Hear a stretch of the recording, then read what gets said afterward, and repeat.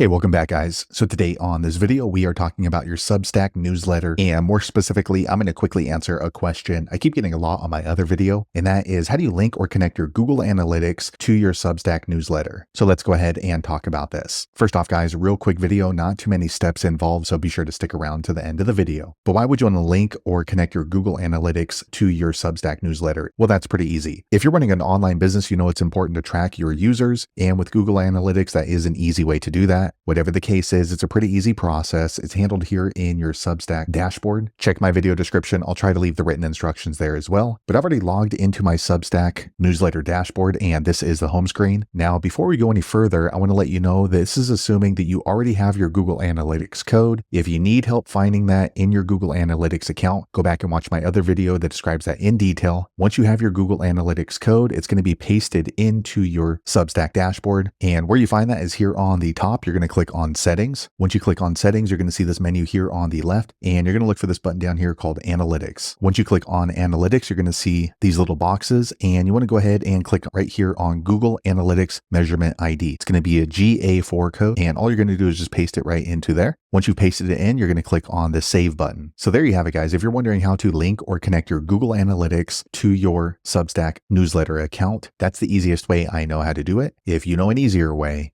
be sure to leave a comment below. Let the rest of us know how you did it. Hopefully you found that video useful. If so, click thumbs up, or maybe consider subscribing to my channel, and I hope to see you on the next video. Thanks again for watching.